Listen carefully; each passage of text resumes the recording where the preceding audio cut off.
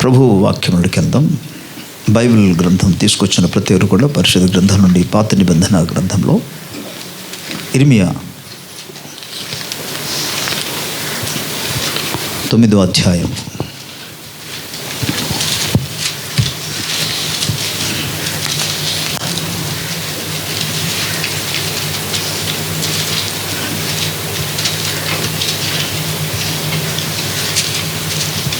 మొదటి వచనం అందరూ కలిసి చదువుకుందాం. ఇర్మియా గ్రంథము 9వ అధ్యాయము మొదటి వచనం.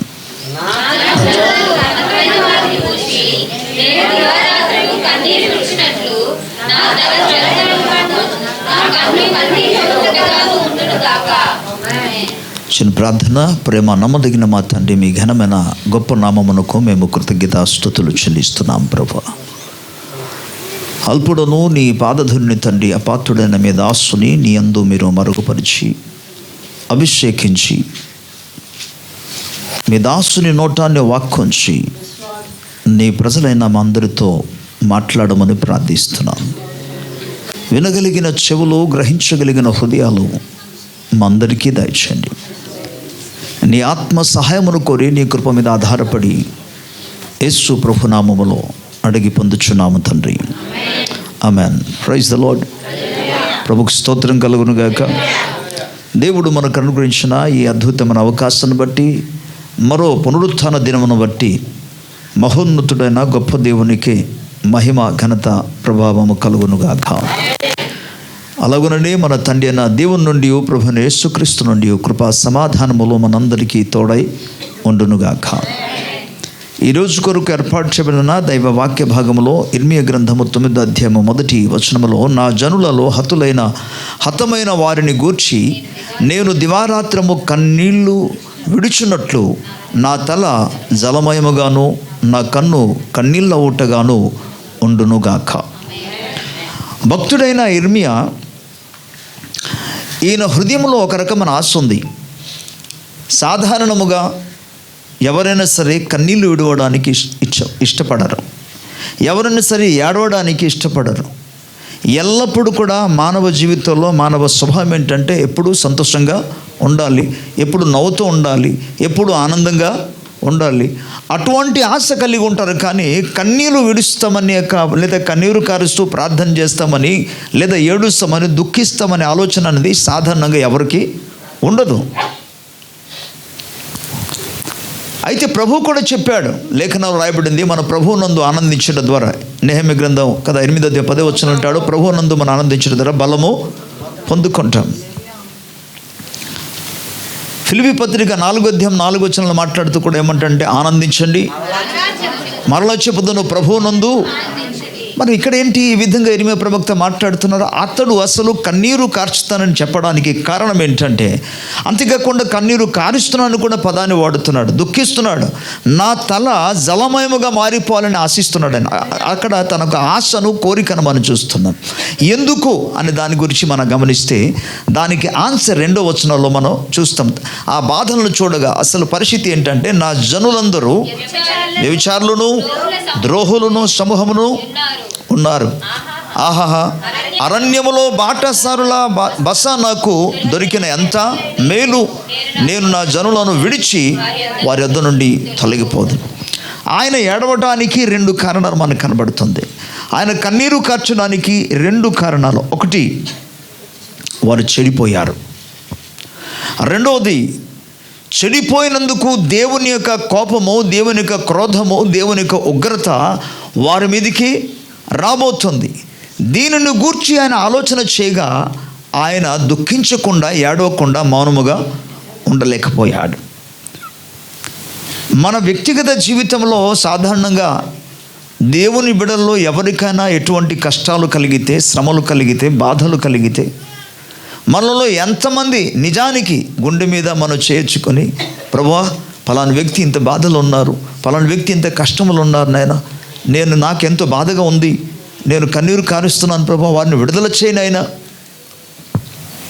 ఎవరికైనా బాగలేదని చెప్పారు అనుకోండి, ప్రార్థన చేస్తారు అందరూ, చేయరని కాదు. కానీ ఆ ప్రార్థన ఎలాగ చేస్తారు? ఏ విధంగా చేస్తారు? జస్ట్ చెప్పారు కదా, ఒక చిన్న ప్రార్థన చేసేద్దాంలండి, దైవ వాక్యము మనకు తెలియజేస్తున్న విషయం ఏంటంటే, వారు ఎటువంటి బాధను అనుభవిస్తున్నారో ఆ బాధ మనం అనుభవిస్తున్నట్టుగా అందులోనికి ఒక విధంగా చెప్పాలంటే ఆ బాధలోనికి మనం వెళ్ళాలి. నాకే కలిగి ఉన్నది ఆ బాధ అన్నట్టుగా మనం ముందుకు వెళ్ళాలి. యెరెమీయా జీవితంలో ఆ స్థితిలో ఆ రీతిగా భావించగలిగాడు. ప్రవక్తలు అన్న వెంటనే పేరు పెట్టబడిన ప్రవచించిన వారందరూ కూడా ప్రవక్తలు కాదు. లేఖనాల్లో కొరింథీ రాసిన పత్రికలో చెప్పబడిన మాట ఏంటంటే, మనం 12వ అధ్యాయంలో 7వ వచనం నుండి మనం చదువుకుని వెళితే, ఓకే, ఆ మొదటి వచనం కూడా మనం చదువుకోవచ్చు. ప్రత్యేకంగా 3వ వచనం నుండి మనం అలాగే చదువుకుని వెళితే ఈ కృపావరాల గురించి రాయబడి ఉంటుంది, ఆత్మవరాల గురించి. ఈ ఆత్మవరాల గురించి మాట్లాడుతూ పౌలు ద్వారా పరిశుద్ధాత్ముడు ఏమన్నాడంటే, కొరింథీ పత్రికలోని 14వ అధ్యాయానికి వెళ్ళిన వెంటనే 13వ అధ్యాయంలో ఏమో చివరి వరకు మనం చూస్తాం ప్రేమ, నిరీక్షణ, విశ్వాసం. ఇందులో శ్రేష్టమైనది ప్రేమే అన్నాడు. కానీ వీటికంటే మన 12వ అధ్యాయం ముందు చూస్తే కృపావరాల గురించి మాట్లాడిన వెంటనే అనేక మంది హృదయాలలో కృపావరం పొందుకొని ఆశ కలిగి ఉన్నారు. కొందరు పొందుకోగలిగారు, కొందరు పొందుకోలేదు. అందుకే 12వ అధ్యాయం చివరి వచనానికి వచ్చినప్పుడు ఏమంటే, కృపావరములలో శ్రేష్టమైన వాటిని ఆసక్తితో అపేక్షించడు, అయితే వీటికంటే మీకు శ్రేష్టమైన మార్గమును మీకు చూపిస్తానన్నాడు. స్తోత్రం. ఆ శ్రేష్టమైన మార్గం ఏంటంటే ప్రేమ. అలాగ మాట్లాడుతూ వస్తూ ఈ 14వ అధ్యాయానికి వచ్చినప్పటికీ అనేకమైన ఏమనొచ్చు సిద్ధాంతాలతో మాట్లాడి చివరికి ఏమన్నాడంటే, అందరూ భాషలతో మాట్లాడడానికి ప్రయత్నము చేయండి, అందరూ ప్రవచించడానికి అవకాశము ఇవ్వండి అన్నాడు. అంటే ఇప్పుడు ప్రవచించిన వాళ్ళందరూ కూడా ప్రవక్తల. గమనించండి, ఇక్కడ ప్రవక్తలకు కొన్ని గుణలక్షణాలు ఉంటుంది. అందులో ఒక గుణ లక్షణం ఏంటంటే, ప్రవక్త ఎవరి కోసం?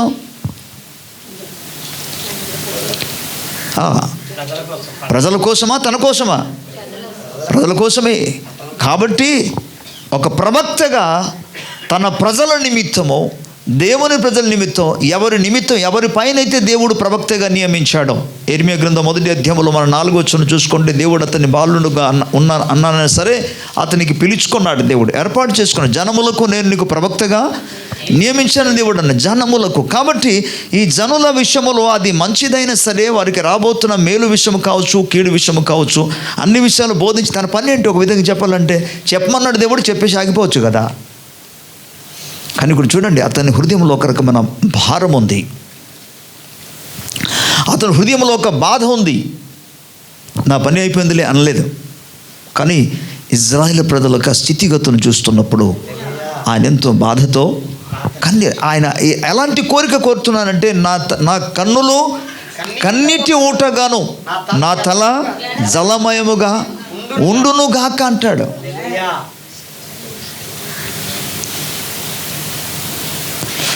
మొదటి లైన్లో అన్నాడు, నా జనులలో హతమైన వారిని గురించి, తన ప్రజలలో హతమైపోయిన ప్రజల గురించి, వారి నిమిత్తం ఆయన కన్నీరు కార్చడానికి ఇష్టపడ్డాడు.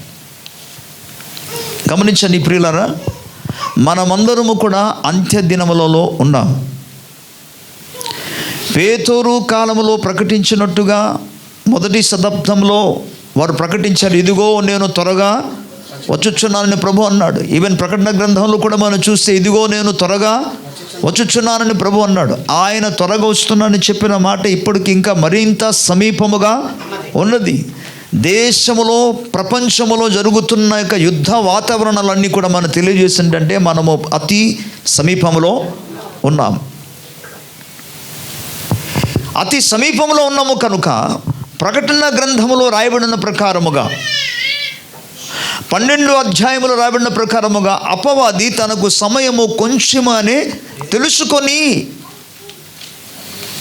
వారు ప్రభు యొక్క బిడ్డలందరినీ కూడా హింస పెట్టడానికి, బాధ పెట్టడానికి, ఓకే, ఇబ్బంది కలిగించడానికి, రకరకాల శోధన తీసుకొచ్చి వారి ఆధ్యాత్మిక జీవితం నుండి పడగొట్టడానికి వాడు ప్రయత్నము చేస్తున్నాడు, వాడు పని ఆయన జరిపిస్తున్నాడు. ఇలాంటి సందర్భాలలో అతని చేత గాయపరచబడిన వారి కొరకు, అతని చేత ఓడిపోయిన వారి కొరకు, అతని చేత పడిపోయిన వారి కొరకు ప్రభు బిడ్డలుగా మనం వారి కొరకు భారము కలిగి ప్రార్థన చేయాలి. నేను మరలా చెప్తున్నాను, పడిపోయిన వారి కోసం, పతనం అయిపోయిన వారి కోసం మనం మొరపెట్టాలి. చెదరిపోయిన వారి కొరకు మనం దేవుని సముఖంలో కన్నీరు కార్చాలి.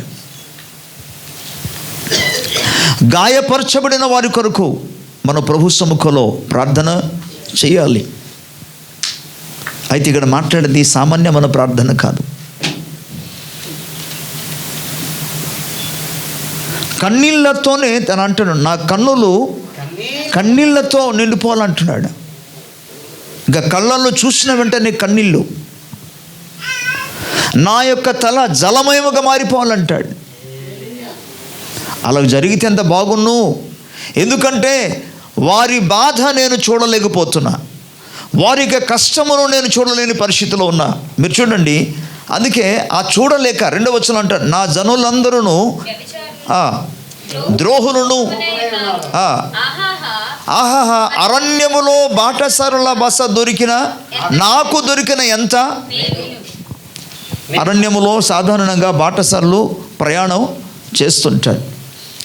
వారు అరణ్యములో ప్రయాణం చేస్తున్నప్పుడు అరణ్యములో ఎటువంటి మనుషుల యొక్క సమూహము కానీ, ఈవెన్ ప్రకృతి యొక్క లేకపోతే చెట్లు కానీ ఇవన్నీ కూడా ఏమి ఉండవు. అంతా ఒక విధంగా చెప్పాలంటే నిర్మానుష్యంగా ఉంటుంది. ఈయన ఏమంటున్నాడు తెలుసా, నేను అటువంటి స్థలంలో, నేను పక్షిలాగా ఎగిరిపోయి అటువంటి స్థలంలో ఉంటే ఎంత బాగున్నో. ఎందుకు ఆ విధంగా మాట్లాడుతున్నాడు ఆయన? అయ్యో నేను అక్కడికి వెళ్ళిపోతే బాగున్ను. ఎందుకంటే ఇజ్రాయేల్ ప్రజల జీవితంలో జరుగుతున్న స్థితిగతులను చూడగా, వారికి కలిగిన శ్రమను చూడగా, వారు అనుభవిస్తున్న బాధను చూడగా నేను దాన్ని భరించలేకపోతున్నాను. ఈ బాధను చూచుట కంటే, ఈ కష్టాలన్నీ కూడా నేను చూచుట కంటే నేను అసలు అరణ్యానికి వెళ్ళిపోయి అక్కడ ఒంటరిగా ఉంటే ఎంత బాగుంటుంది. ఒక విధంగా చెప్పాలంటే అసలు ఈ సమాజ మధ్యము, ఈ ప్రజల మధ్య నేను ఉండడం ఏంటి, వారి బాధలు చూడడం ఏంటి, చూచినట్టుగా అసలు ఎందుకు జరుగుతుంది? అవి చూడకుండా ఉంటే ఎంత బాగున్ను. అంత భయంకరమైన దుస్థితి ఇజ్రాయెల్ ప్రజల జీవితంలో జరిగాయి. కాబట్టి ఫస్ట్ స్టెప్ మనం తెలుసుకోవాలి, ఇతరులను బాధతో ఉన్నప్పుడు, ప్రత్యేకంగా దేవుని బిడ్డలు. ఇర్మియా అక్కడ వెళ్ళిపోతే బాగున్నాను కాదు, బాధను చూడక ఒక మానవ శుభంగా మాట్లాడాడు. కానీ ఒక సేవకునిగా, ఒక ప్రవక్తగా ఏమంటాడంటే, నేను వారి కొరకు కన్నీరు కారుస్తాను, నా తల జలమేముగా మార్చుకుంటాను, అలాగుంటే ఎంత బాగున్నా ఉంటాడు. ఎందుకంటే ఆ హతులైన ప్రజలు చూస్తుండగా నేను భరించలేకపోతున్నా. సో నాశనానికి జోగుచున్న వారి కొరకు ప్రభు బిడ్డలముగా మనం భారము కలిగి కన్నీరు కార్చి వారి నిమిత్తం మనం మొర పెట్టే బదులమే ఉన్నాం. మరలా చెప్తున్నాం, మన అంత్య దినములలో ఉన్నాము. కాబట్టి ప్రియులారా, అనేక మందిని చెప్తాను, మాట శ్రద్ధగా వినండి. శత్రువు అనేకుల మీద దాడి చేసి వారిని గాయపరుస్తాడు. వాడు చేస్తున్నాడు కూడా. గాయపరుచున్నప్పుడు అనేక మంది విశ్వాసులు అసలైన విషయాన్ని, దాని వెనుక ఉన్న భావం ఏంటో తెలియకుండా, ఆ వ్యక్తి ఏదో పొరపాటు చేశాడని, ఆ వ్యక్తి ఏదో తప్పు చేశాడని, ఆ వ్యక్తి ఏదో పాపం చేశాడు, అందుకే ఈయనకి ఇలా జరిగిపోతుందని ప్రతిదాన్ని కూడా ఒక మనిషిని మనం అలా అనుకోకూడదు. ఒక విశ్వాసని ప్రతి దాని గురించి అలాగ మనం అనడానికి వీల్లేదు. దేని నిమిత్తం కలుగుతుందో, శోధన కలుగుతుందో మనకు తెలియదు, దేవునికి మాత్రం తెలుసు. ఆ వ్యక్తికి మాత్రం తెలుసు, ఒక్కొక్కసారి ఆ వ్యక్తి కూడా తెలియదు. అందుకే యోబు అంటాడు, నేను వెళ్ళే మార్గము నా యేసుకే, అసలు ఏం జరుగుతుందో నాకు తెలియటం లేదు, నాకు అర్థం అవట్లేదు. అసలు తను పరిశీలన చేసుకున్నాడు. ఎక్కడైనా పొరపాటు చేశారని చూస్తే ఎక్కడ పొరపాటు కనబట్టలే. అని ఏం జరిగింది అసలు? తను ఒక విధంగా చెప్పాలంటే తన బుర్ర పాడైపోయింది. కానీ ఒక స్థిరమైన ఆత్మ కలిగిన వాడు కనుక అంటున్నాడు, ప్రభువా ఏది ఏమైనా నీవు నడిపించే మార్గంలో నేను నడుస్తా. దేవుని స్తోత్రం. నేను బ్లైండ్గా నేను వెంబడిస్తాను ప్రభువా, నువ్వు ఎక్కడ నడిపించిన అక్కడికి నేను నడుస్తున్న మార్గం నా దేవునికే తెలుసు అంటాడు. ఆయనకి తెలుసు, నాకేం తెలియటం లేదు, ఆయనకు తెలుసు కాబట్టి ఓకే దీన్ని నేను వెంబడిస్తాను అన్నాడు.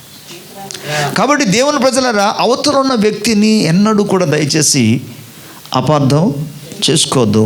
అలాగే నీ మాటల చేత వారిని ఎన్నడూ కూడా బాధ కలిగించవద్దు. వారి కొరకు ప్రార్థన చేయి. దేవుడు ఒక్కో సందర్భంలో ఉంటాడు, వారు కానీ ప్రవక్తలైతే దీని విషయంలో వారికి ప్రార్థన చేయమని చెప్పు అన్నాడు. కాబట్టి నేనంటాను, నువ్వు నిజముగా దేవుని బిడ్డవైతే అలాంటి స్థితిలో ఉన్న వారి కొరకు నువ్వు ప్రార్థన చేయ, అంతేకాని వారి మీద లేనిపోని మాటలు పలకడానికి వెళ్ళదు. సో ఫస్ట్ థింగ్, నేను ఒకవేళ వీళ్ళైతే మరలా వస్తాను. బట్ ఎందుకు వారి స్థితిలోనికి వెళ్ళారు? 3వ వచనం,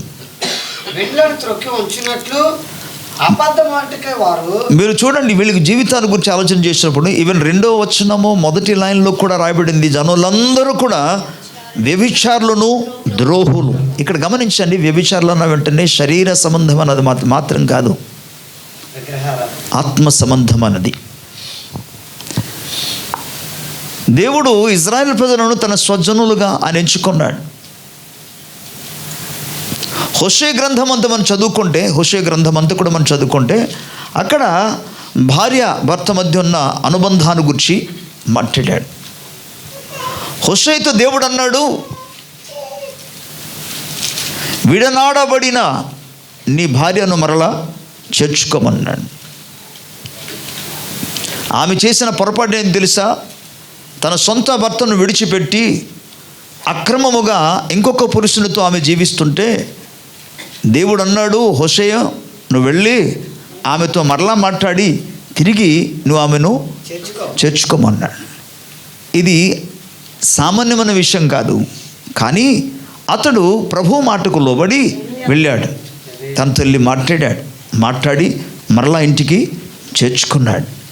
అది చేర్చుకున్న తర్వాత దేవుడు అంటాడు, ఇలాగుననే నన్ను విడిచిపెట్టి, నన్ను వదిలేసి, నన్ను కాదని విడిచిపోయి ఇతర దేవుళ్లను, ఇతర దేవతలను నమ్ముకొని వాటిని ఆరాధిస్తున్న నా ప్రజలందరినీ కూడా నన్ను విడిచిపెట్టి వెళ్ళిపోయారు. కాబట్టి అయినా సరే నేను వారిని క్షమించి వారిని నేను చేర్చుకుందును అనే వాగ్దానం ఇచ్చాడు.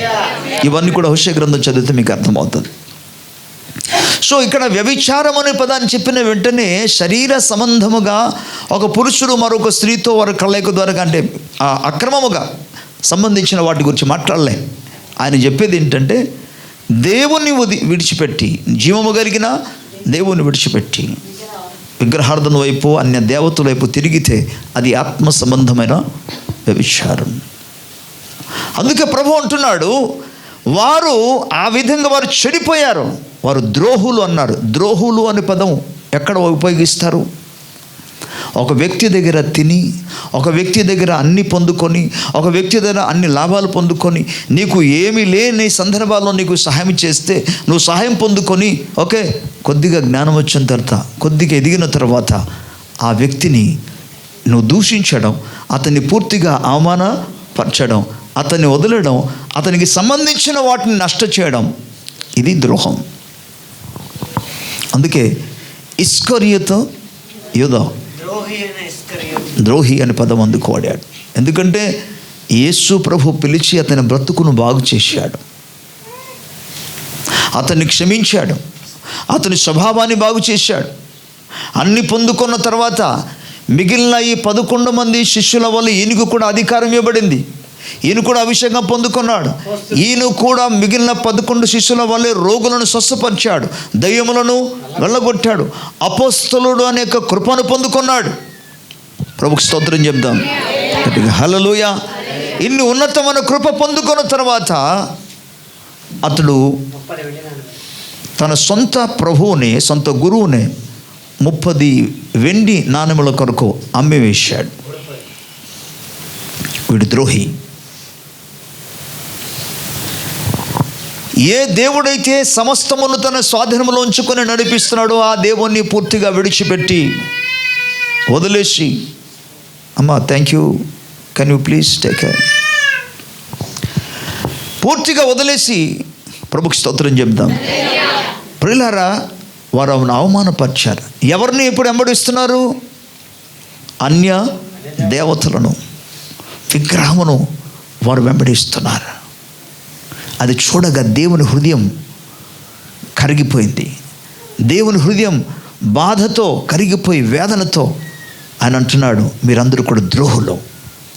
నేను ఇంత చేసినా మీరు నన్ను వదిలేసి ఆ విధంగా బాధ పెడుతున్నారు. వదిలేసి వెళ్ళిపోయిన అంత బాధ అనిపించదు, కానీ అతనికి వదిలేసి వెళ్ళేసి ఆయన దేవుడు కాడని చెప్పి ఇంకొక దాన్ని దేవుడిగా ఆరాధన చేసినప్పుడు అది మరింతగా. అందుకే ఎవరైతే జీవము కలిగిన దేవుని విడిచిపెట్టి ఇంకో ఇతర దేవుళ్ళు కానీ దేవతలు వెంబడిస్తే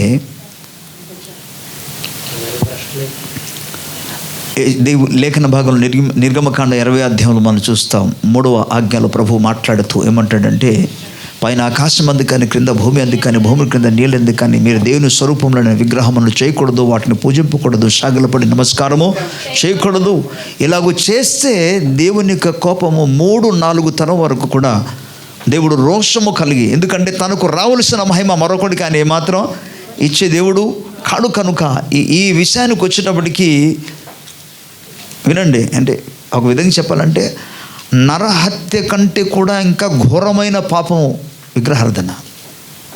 సహించలేడు దేవుడు. నరహంతకులను దొంగలను కూడా క్షమించగలడు. వాటికంటే మించింది ఏంటి తెలుసా? దొంగతనం చేస్తే ఆ వ్యక్తి ఇంకొకటికి కీడు చేసినట్టుగా, ఓకే. బట్ విగ్రహారాధన చేస్తే నువ్వు దేవుడు అసలు కానే కాదు, ఇగో ఇదే దేవుడు అన్నప్పుడు తన హృదయాన్ని ఎంత బాధగా ఉంటుంది. అందుకే ఆయన అంటాడు, ఆయన రోషము పూనుకుంటాడు. రోషము పూనుకొని 3-4 తరాల వరకు కూడా తండ్రుల దోషములను కుమారుల మీదకి రప్పిస్తానన్నాడు. అతి భయంకరమైనది.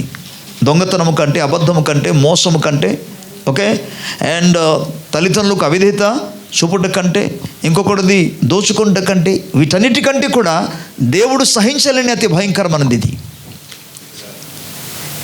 అందుకే దేవుని బిడ్డలారా, ఆ స్థితిలోనికి ఇజ్రాయేల్ ప్రజలు వెళ్ళినప్పుడు దేవుడు వారికి మీద కోపము కలిగి వారిని శిక్షించడం మొదలుపెట్టగా ఆ శిక్షను చూచి ఇర్మియా తట్టుకోలేకపోతున్నాడు. అయ్యో, నేను అసలు నా కళ్ళతో నేను చూడను అనుకుంటున్నాడు. ఇది చూడకుండా ఎక్కడికో వెళ్ళిపోతే బాగుంటుంది అన్నాడు, అరణ్యంలోనికి వెళ్ళిపోతే బాగుంది అన్నాడు. సో వీటన్నిటికీ కారణం మనం చూస్తున్నాం. ఇప్పుడు 3వ వచనం లైన్ బట్టి చూసుకుంటే, విండ్లను త్రొక్కి వంచునట్లు అబద్ధమాడుటకే వారు తమ నాలుకను వంచుదురు. ఎంత మీరు ఆ వచనం గమనించండి. విండ్లను త్రొక్కి, బాణము విసిరి కొట్టాలంటే విండ్లను పెట్టి దాన్ని వెనక్కి లాగాలి. చాలామంది అబద్ధం చెప్పడానికి వెనక్కు వెళ్ళి ముందుకు విసురుతాడట. అబద్ధం నాలుకతో అలా చెప్పడానికి రెడీగా ఉంటాడట. అంటే వారి జీవితంలో అసలు సత్యము అన్నది లేనే లేదు. అబద్ధం చెప్పడం బాగా అలవాటైపోయింది. నేను కూడా చిన్న అబద్ధం చెప్పాను. నిన్నే ట్రైన్లో వస్తున్నా, మేము 4-5 కోసం రిజర్వేషన్ చేసుకున్నాం, కానీ పిల్లలు రాలేదు, వాళ్ళకి ఎగ్జామ్స్ కొన్ని ఉన్నాయని చెప్పి సాగిపోతే మేమిద్దరే. ఈ లోపల అటు నుండి వస్తుండగా, ఒడిషా నుండి వస్తుండగా కొంతమంది పలాస దగ్గర జస్ట్ నౌపడ దగ్గర ఎక్కారు. సో మా సీట్ అన్ని బెర్త్ ఉంటే ఖాళీగా ఉంది కదా అని చెప్పి కూర్చోమంటే కూర్చున్నారు. బాగుంది. మేమైతే కూర్చోమని చెప్పేస్తాం, బాగుంటుంది. మరి టీటీ వస్తే అడుగుతాడు కదా. అంత అయింది. మొత్తానికి ఎవరు అడిగి జస్ట్ ఫస్ట్ టైం వస్తే నేను అన్నాను, ఈ బెర్త్ని కూడా మాదే అని చెప్పేసి వెళ్ళిపోయారు ఆయన. ఓకే, అంతా బాగానే ఉంది. కానీ విశాఖపట్నం దగ్గరికి వచ్చినప్పటికీ ఒక వ్యక్తి డైరెక్ట్గా వచ్చి అసలు ఓకే ఏదేదండి అని, ఇదిగో ఇవి అన్నాను. నేను నంబరే చెప్తున్నా తప్ప వ్యక్తిని చూపించడం లేదు. అండ్ లాస్ట్కి ఒక ఆమె అక్కడ కూర్చుని ఉంది. మరి 4వ వ్యక్తి ఎవరని అడిగారు. 4వ వ్యక్తి ఎవరంటే వాష్రూమ్కి వెళ్ళారని చెప్పేశారు. యాక్చువల్లీ నేను అది చెప్పకపోతే నాకు వాళ్ళు చేసేది ఏమీ లేదు. నేను ఎవరి కోసం అబద్ధం చెప్పానంటే నా కోసం కాదు, ఆడ కూర్చుని ఒక ఆమె కూర్చుంది కదా, వాడు రాజమండ్రి వరకు ప్రయాణం చేస్తున్నారు. ఆమెకి ఇబ్బంది కలగకూడదని దానికంటే పైగా పై బెర్తలో కూర్చున్న ఒక వ్యక్తి ఉన్నాడు. ఆయన కూడా ఎక్కడ నుండి బయలుదేరాడు వస్తున్నాడు. అతనికి ఆల్రెడీ ఫైన్ వేసారు. 350 అడిగితే ఆయన బతిమాలుకొని మొత్తానికి 200 వేశారు. ఇప్పుడు ఈమెగా అదే స్థితి వచ్చింది అనుకోండి, వారి భార్య భర్త ఉన్నారు, వారికి కూడా ఏమవుద్ది, వేస్తారు కదా అని. వాళ్ళ కోసం అని అబద్ధం చెప్పేశాను నేను, అది మీ ముందు కూడా చెప్పిస్తున్నా. సో ఒక్కొక్కసారి ఒకవేళ ఇతరులకు మేలు కలుగుతుంది, క్షేమం కలుగుతుంది అన్నప్పుడు నో ప్రాబ్లం, ఏమో నా సలహా తప్ప దేవుని సలహా కాదు. దయచేసి గమనించండి. సో అబద్ధం ఆడడానికి వారిలో అనేక మంది విల్లు వంచినట్లుగా వంచేట వాళ్ళు ఇసురు కొడతారు. అబద్ధం నాలుక ద్వారా. దేశంలో తమకున్న బలమును. ఒక విచిత్రమైన విషయం ఏంటంటే, దేవుడు వారికి అనుగ్రహించిన బలాన్ని దేవుని సముఖములో నమ్మకముగా ఉపయోగించడానికి ప్రయత్నము చేయరు, కానీ అబద్ధం ఆడడానికి మాత్రం భలే ప్రయత్నాలు చేస్తాడు. కీడు చేయడానికి భలే ప్రయత్నాలు చేస్తాడు. ఓకే, నాకు అందుకే అనిపిస్తుంటుంది ఒక్కొక్కసారి కొంతమంది తెలివి ఉంటుంది, బుద్ధి జ్ఞానం ఉంటుంది, కానీ ఆ జ్ఞానం ఎక్కడ ఉపయోగించాలి, తెలివి ఎక్కడ ఉపయోగించాలి, అది వారికి మంచి విషయంలో. ఇక్కడ అందుకు చూడండి, మరలా మీకు చెప్తున్నాను, దేశములో తమకున్న బలమును నమ్మకముగా ఉపయోగపరచరు, అందులో ఉపయోగించరు. కానీ బలం ఎక్కడ వాడుతారు, వారికి ఉన్న జ్ఞానం ఎక్కడ ఉపయోగిస్తారు, వారికి ఉన్న తెలివిలు ఎక్కడ ఉపయోగిస్తున్నారు. పిల్లరా, దేవునికి ఎక్కడైతే అయిష్టమైనదో అటువంటి వాటిలో జ్ఞానాన్ని ఉపయోగిస్తున్నారు ప్రజలు. ఇది అన్యుల సంగతి పక్కన పెట్టండి. ఇక్కడ మనం ధ్యానం చేస్తున్న లేఖన భాగము, దేవుడు పిలుచుకొని విమోచించుకొని ఏర్పాటు చేసుకొని ఆయన వాగ్దాన దేశానికి నడిపించిన దేవునికి వ్యతిరేకంగానే ఆయన ఎదుటే ఇటువంటి చెడు కార్యాలు వారు చేస్తున్నారు. ఇంకా మనం గమనిస్తే కింద భాగంలోనే మాట్లాడుతూ అంటాడు, నన్ను ఎరుగక కీడు వెంట కీడు చేయుచు ప్రవర్తించుచున్నారు. మీలో ప్రతివాడును తన పొరుగు అనే విషయమై జాగ్రత్తగా ఉండవలను. నీ సహోదరునైనాను ఏ సహోదరునినైనాను నమ్మకుడి. నిజముగా ప్రతి సహోదరుడు తంత్రగొట్టియు తన సహోదరుని కొంపముంచును. చాలా సందర్భాలు చూస్తుంటే అలాగే అనిపిస్తుంది. ఒక బాధాకరమైన విషయం ఏంటంటే, కొంతమంది అంటే కొన్ని సందర్భాలు బట్టి నేను ఎరిగి చెప్పిన మాట ఏంటంటే, ప్రభువుని ఎరిగిన వారు కదా అని కొంతమందిని మనం నమ్మిస్తే వాళ్ళే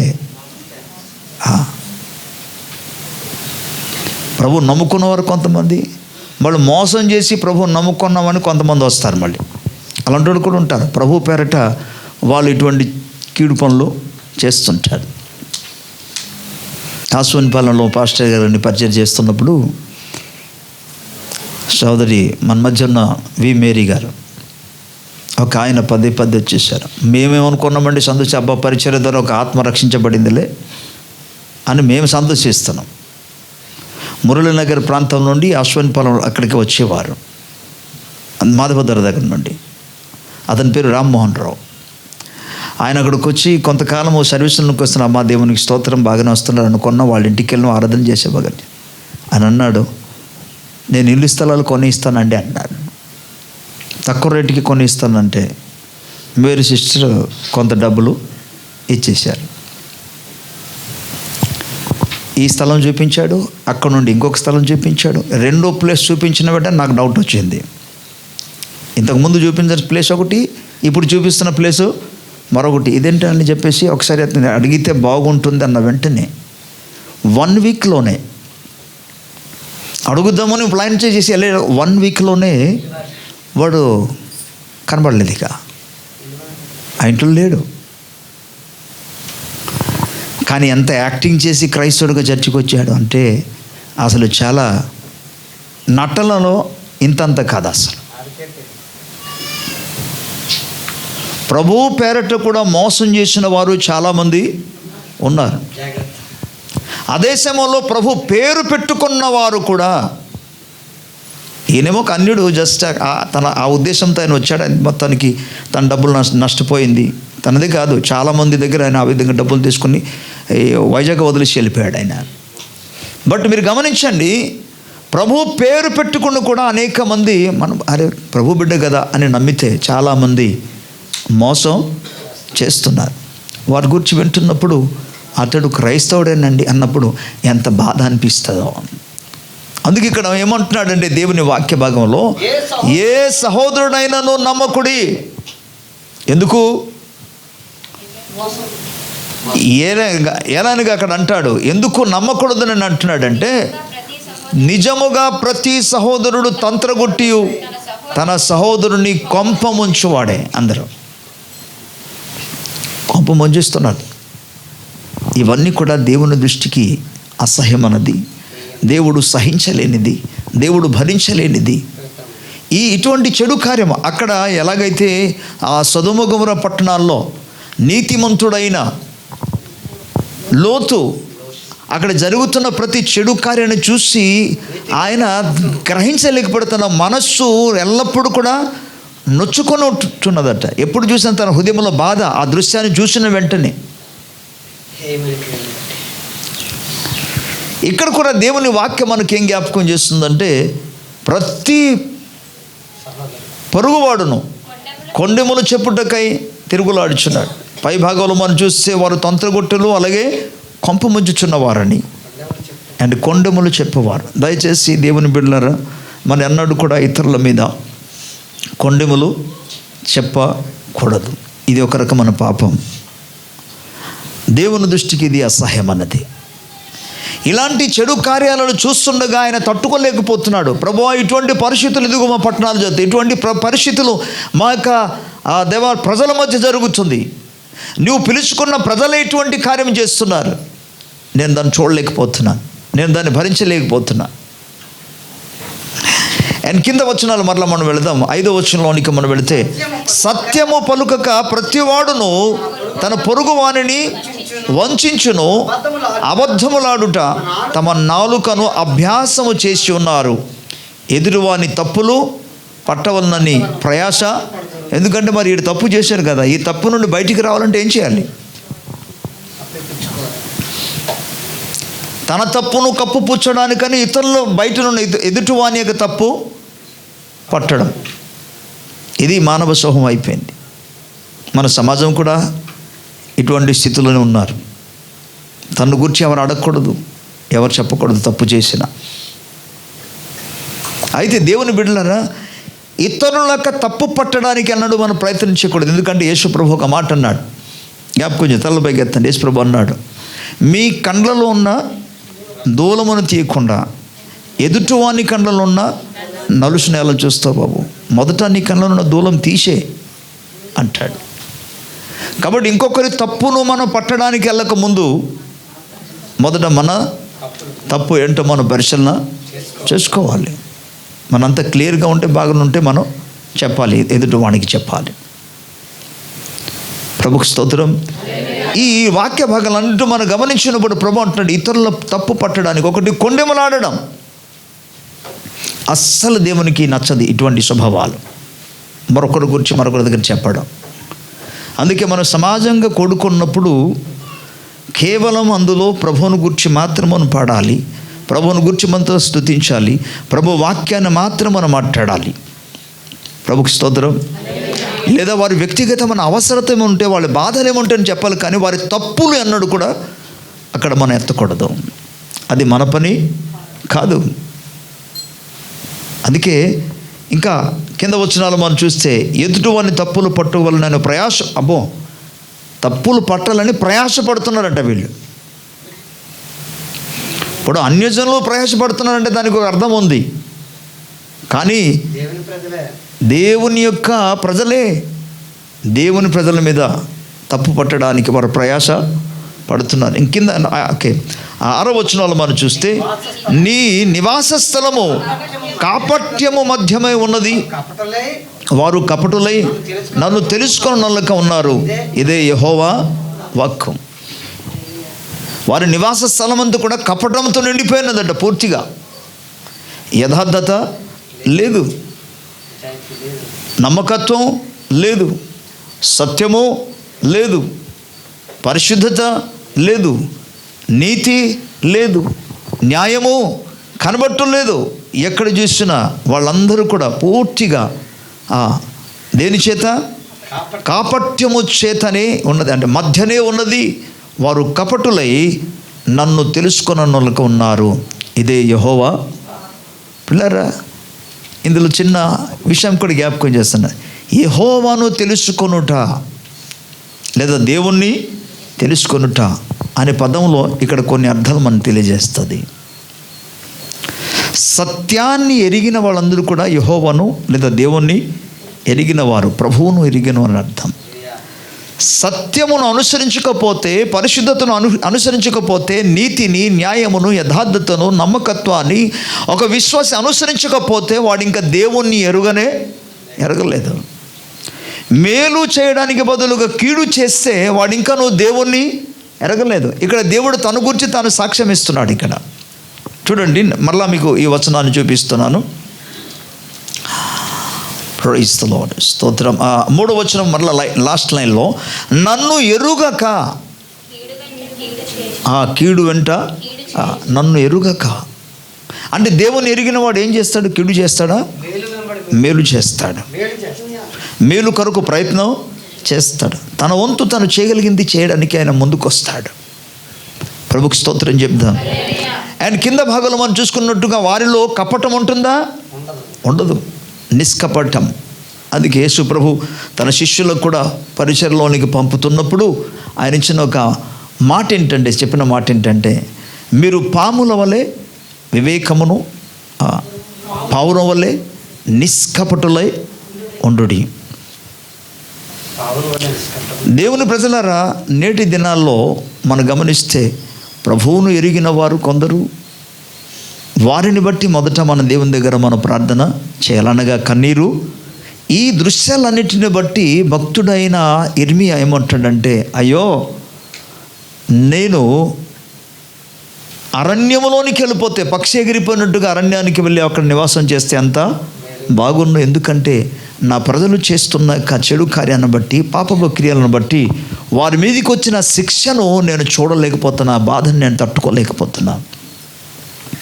అందుకే నేను చేయగలిగిందంత ఒకటే, నా తల జలమయముగాను, నా కళ్ళు కన్నీటి ఊటగాను ఉంటే ఎంత బాగుంటుంది. ఉండును గాక అంటున్నాడు ఆయన. దేవుని సేవకునుగా ప్రభు యొక్క ఆత్మ చెప్పిన మాటను బట్టి మీకు జ్ఞాపకం చేసేది ఏంటంటే, దేవుని బిడ్డలారా, నేటి దినాల్లో అనేక మంది బిడ్డలు దేవునికి వ్యతిరేకముగా ప్రవర్తిస్తున్నారు, దేవుని వాక్యానికి వ్యతిరేకంగా జీవిస్తున్నారు, దేవుని చిత్తానికి వ్యతిరేకముగా నడుస్తున్నారు. వారు చూస్తున్నప్పుడు నువ్వు దేవుని బిడ్డవైతే, నేను ఆ దేవుని కుమారుడిని, ఆ దేవుని కుమార్తెనని నువ్వు అనుకోగలిగితే, నీ తండ్రి పక్షముగా వారిని బట్టి బాధ కలిగి వారిని బాగు చేయడానికి లేదా వారి కొరకు ప్రార్థన చేయడానికి, విజ్ఞాపన చేయడానికి ముందుకు రాగలవు. నువ్వు దేవుని కుమారుడు కాదు అనుకుంటే నేను దానికి ఏమి చేయలేను.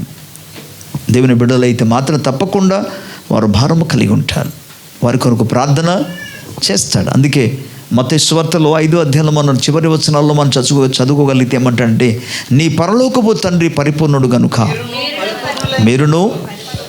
ఆ పై వచనాలు ఏమన్నాడు తెలుసా? ఆయన అందరి ఎడల మంచి దేవుడు. ఆయన స్తోత్రం. ఆయన అందరి ఎడల మంచి దేవుడు. ఆయన మంచివారి మీద చెడ్డవారి మీదను తన సూర్యుని ఉదయింపచేస్తున్నాడు. నీతిమంతుల మీద అనీతిమంతుల మీద వర్షమును కురిపిస్తున్నాడు. ఏమి ప్రయోజనం అంటాడు. దేవుని బిడ్డలారా, ఈ వాక్య భాగాంతో అర్థం చేసుకోవాలి ఏంటంటే, ప్రభువును ఎరిగి చెడిపోయిన వారు, ప్రభువును ఎరిగి మార్గము తప్పిపోయిన వారు, ప్రభువును ఎరిగి ప్రభు నామానికి అవమానం తీసుకొస్తున్న వారి కొరకు మనము ఎంతో భారము కలిగి కన్నీరు కారిస్తే అందులో నుండి వాళ్ళు బయటికి రాగలిగితే దేవునికి ఎంత మహిమ కలుగుతుంది, దేవుడు ఎంత ఆనందిస్తాడు. మీరు చూడండి, తప్పిపోయిన ఒక కుమారుడు గురించి లోకాసువార్త 15వ అధ్యాయం మనం చూస్తాం. ఆ కుమారుడు మరలా తిరిగి రాగా చెడిపోయాడు అన్నమాట, వాస్తవం. తను కలిగిందంతా కూడా ఆయన పాడు చేసిన విషయం కూడా వాస్తవాలే. కానీ అతడు తిరిగి రాగా, మారు మనసు పొందగా, తండ్రి ఏం చేశారు తెలుసా? తాను కూర్చున్న సింహాసనం నుండి లేచి, కుమారుడు వచ్చేవాడు కూడా ఎదురు చూడలేదు, ఆయన లేచి పరిగెత్తుకొని వెళ్ళి అతన్ని కౌగిలించుకున్నాడు, ముద్దు పెట్టుకున్నాడు. అతని కోసం అని ఒక పెద్ద విందు ఒకటి ఏర్పాటు చేశాడు. చెడిపోయిన ఒక వ్యక్తి, పడిపోయిన ఒక వ్యక్తి, బలహీనమైన ఒక వ్యక్తి కొరకు మనం ప్రార్థన చేస్తే వారు కానీ ప్రభు వైపు తిరిగినప్పుడు తండ్రి ఆ వ్యక్తి ఎంత ఆనందిస్తాడో, నిన్ను బట్టి వాడు రక్షణలోనికి మళ్ళీ తిరిగి వచ్చాడు కాబట్టి ప్రభు నిన్ను బట్టి కూడా అధికంగా ఆనందిస్తాడు. దేవుని స్తోత్రం, హల్లెలూయా. అండ్ పరిశుద్ధ గ్రంథం మనం తెలియజేస్తుంది, దైవ వాక్య ఆధార ప్రకారముగా అలాంటి వారిని ప్రభు అద్భుతమైన బహుమానాన్ని అనుగ్రహిస్తాడు ఆయన. ఆమేన్. సో దేవుని బిడలరా, మనము ప్రభువుని ఎరిగిన బిడల కొరకు నెంబర్ 1. అండ్ నెంబర్ 2, వారు ప్రభువుని ఎరగకపోయినా సరే అన్యజనుల రక్షణ విషయంలో మొదట మనం ప్రార్థన చేయాలి. వారు కూడా అనేక మంది కుటుంబాలు, మీరు ఒకసారి వెళ్ళండి, ఈ కుటుంబాన్ని మీరు ఒకసారి టచ్ చేస్తే తెలుస్తుంది వారి స్థితిగతులు ఏంటి, వారి కుటుంబ వ్యవస్థ పరిస్థితులు అలాగ ఉన్నది. దేవుడు మనందరినీ కూడా రాజులైన యాజకుల పనుల్లో ఒక పని ఏంటంటే వారి కొరకు విజ్ఞాపనము చేయడం, ప్రార్థన చేయడం. Praise the Lord. అందుకే దేవుడు అంటాడు, నా పేరు పెట్టబడిన నా జనులు తమ్ము తాము తగ్గించుకొని తమ చెడు మార్గాన్ని విడిచిపెట్టి నన్ను శ్రద్ధగా వెతికి ప్రార్థన చేసిన ఎడల ఆకాశం నుండి నేను వారి ప్రార్థన ఆలకించి వారి పాపములను క్షమించి వారి దేశాన్ని, స్తోత్రం, హల్లెలూయా. ఇదే ఇర్మియా 29వ అధ్యాయములో 7వ వచనములో మాట్లాడుతూ అంటాడు ఇర్మియా, ఇర్మియా ద్వారా దేవుడు మాట్లాడతాడు, మీరు చెరగొని పోయిన పట్టణం యొక్క క్షేమము కొరకు ప్రార్థన చేయుడి, దాని క్షేమము మీ క్షేమమునకు కారణము. స్తోత్రం. ఇక్కడ కేవలం మన ప్రజల నిమిత్తం మాత్రం కాదు, దేవుని బిడ్డల కొరకు మాత్రము కాదు. ఎవరి ద్వారా అయితే దేవుని నామానికి అవమానం కలుగుతుందో, దేవుని హృదయాన్ని బాధ కలిగిస్తుందో అటువంటి వారి యొక్క మార్పు కొరకు మనం ప్రార్థన చేయాలి. దేశంలో సత్యము లేదు, ప్రార్థన చేయాలి. దేశంలో నిజాయితీ కనబట్టలేదు, దీని కొరకు మనం మొరపెట్టాలి. దేశంలో నీతి న్యాయం కనబట్టలేదు, దీని కొరకు మనం మొరపెట్టాలి. దేశంలో చట్టాలు కూడా పనిచేయట్లే, వాటి కొరకు మనం మొరపెట్టాలి. దేవుని ప్రజలారా, అదే సమయంలో గమనించండి, దేవుని బిడ్డల కొరకు అండ్ అన్యజనుల కొరకు మనము ఎంతగా ప్రార్థన చేస్తే, ఎంతగా మనం మొర పెడితే, ఎంతగా మనము విజ్ఞాపనము చేస్తే దేవుడు అంతగా కార్యము చేస్తాడు. ఎందుకంటే ప్రార్థన లేకుండా, విజ్ఞాపనము చేయకుండా దేవుడు ఏ పని చేయడు. ఒక్కొక్కసారి దేవుడు వాగ్దానము చేసినా ఆ వాగ్దానము నెరవేర్పు అవ్వాలంటే మనం ప్రార్థన చేయాలి. ఉదాహరణకు ఒక మాట జ్ఞాపకం చేస్తాను. ఇప్పుడు యేసుక్రీస్తు ప్రభు ఆయన శరీరధారిగా భూలోకానికి, కన్యక గర్భంలో భూలోకానికి వస్తాడన్న మాట ప్రవచించాడు దేవుడు. ఎనిమిది ప్రవక్త ప్రవచిస్తాడు, జకర్యా ప్రవక్త ప్రవచిస్తాడు, యెషయా ప్రవక్త మాట్లాడతాడు. చాలామంది ప్రవచించారు బైబిల్ గ్రంథాల్లో. కానీ అది నెరవేర్పోవడానికి అనేక మంది భక్తులు దివారాత్రము దాని కొరకు ప్రార్థన చేశారు. వారిలో ఒక వ్యక్తి లూకాసు వార్తలో మనకు కనబడతారు. 2వ అధ్యాయంలో అన్నా అనే ప్రవక్త్రిని 7 సంవత్సరాలు తన భర్తతో ఆమె కాపురం చేసిన తర్వాత ఆమె 84 సంవత్సరాల వరకు దేవాలయమును విడువక ఆమె రేయింపగలు ప్రార్థన, ఉపవాస ప్రార్థన ద్వారా ప్రభువును సేవించుచుండెను అని లేఖనాలు మన జ్ఞాపకం చేస్తుంది. దేవుని స్తోత్రం. కాబట్టి దేవుని ప్రజలారా, దేశ ప్రజల రక్షణ విషయంలో, చెడిపోయిన ప్రజల నిమిత్తం, పాడైపోతున్న జనాల కొరకు మనం ప్రార్థన చేయాలి, విజ్ఞాపన. అందుకే ఇర్మియా అంటాడు, నా జనులను అనేక మంది హతమగుచున్నారు, ఈ హతులైన వారి కొరకు నేను దివారాత్రము కన్నీడు విడిచినట్టుగా దేవుడు ఇలా చేస్తే ఎంత బాగున్ను అంటున్నాడు. ప్రార్థన, కన్నీటి ప్రార్థన, ప్రార్థన, విజ్ఞాపన ప్రార్థన, ప్రార్థన, యాచనలు, ఇవి మాత్రమే ప్రజల జీవితాల్లో మార్పులోనికి, అంటే ప్రార్థన చేసినప్పుడు పరిశుద్ధాత్ముడు కార్యం చేస్తాడు.